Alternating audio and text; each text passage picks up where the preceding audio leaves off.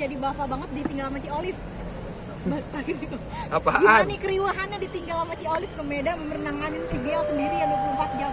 Seru lah. Gue berenang bareng, gue main bareng, terus pas dia nangis, gue bingung gue harus ngapain. Jadi gue belajar mengenal anak gue lebih intim lagi kan. Pagi-pagi gue ajak jalan, tiba-tiba dia moodnya dari bagus tiba-tiba berubah jadi nggak bagus.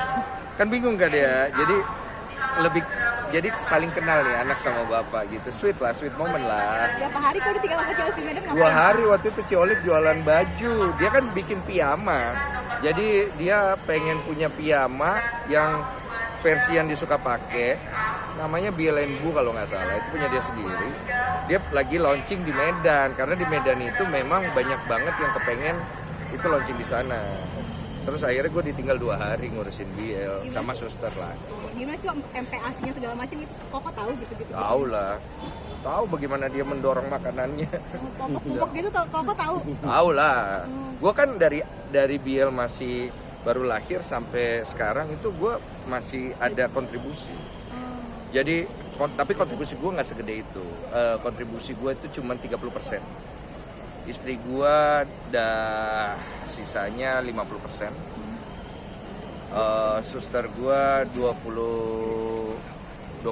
sampai 30%. Masa terus nggak sih kau mungkin merawat dia sendiri kayak susah jadi ibu? Susah lah. Capek tuh. Makanya gue abis itu ngerti kenapa cewek-cewek baby blues begini. Dia kalau anak nangis itu kan bingung ya.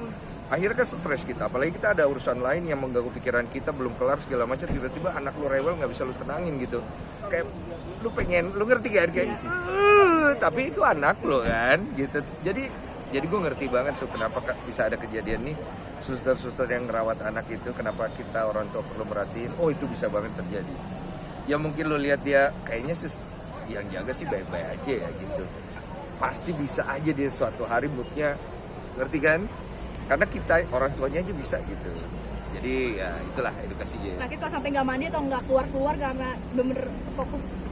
Keluar jadi gue di rumah main, gue ajak keluar main ke kolam renang, sampai ke jalan keluar komplek. Gue ajak sampai keluar komplek, dia belajar ngelihat keramaian, dia belajar lihat got. Kan lu tahu kan kalau anak bayi itu ada yang buat secure-nya itu diikat gitu. Jadi di jalan sendiri kita tinggal pegang jaga kan. Ya pakai itu, dia jalan-jalan, dia seneng. Mungkin besok-besok Ci Olive pergi lagi nggak apa-apa ya kok? Keluar kota, Koko ya.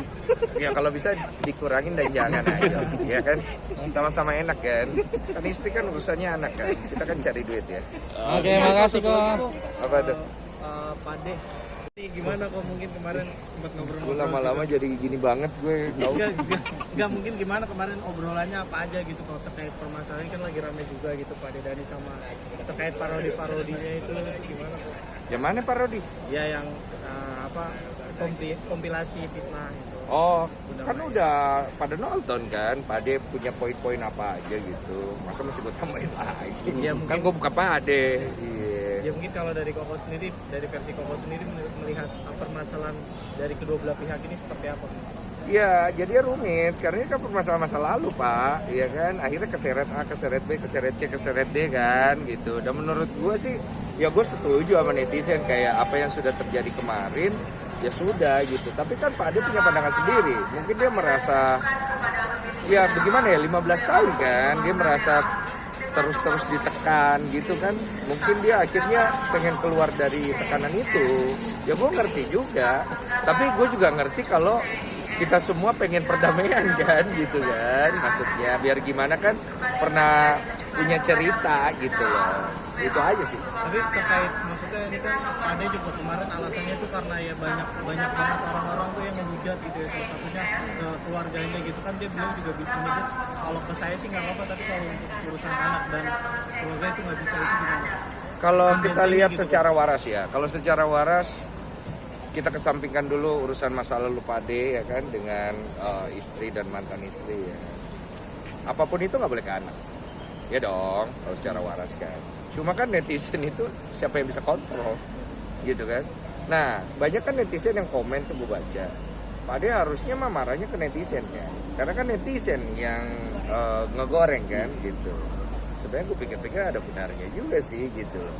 Cuman menurut Pade, ya ini disebabkan karena ini gitu kan. Jadi gue pikir-pikir sudahlah, jangan kita terlalu ikut campur karena itu urusan mereka pribadi personal.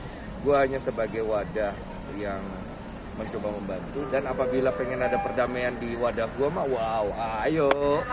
Iya, berarti Iyalah, ngapain ribut-ribut ya kan? Duduk bareng, ngobrol dewasa, bagaimana kita menyelesaikan masalah ini, apalagi udah tahunan gitu kan? For the sake of who? For the sake of both of them, for the sake of the family, for the sake of the kids, the daughter, ya kan, segala macam. Dan gue pikir lebih banyak impact positifnya. Tapi kan hidup kan gak semudah gue ngomong nih gitu. Tapi oleh karena itu kita doakan saja ya. Kita doakan semoga semua diberi ketenangan dan kedamaian supaya konflik dan gesekannya bisa terendus. Oke. Oke. Thank you. Thank you Ko. Terima kasih banyak Ko. Makasih banyak. Thank you banget ya Ko. Thank you banget Ko. Thank you banget Ko. Sehat-sehat ya. Thank you.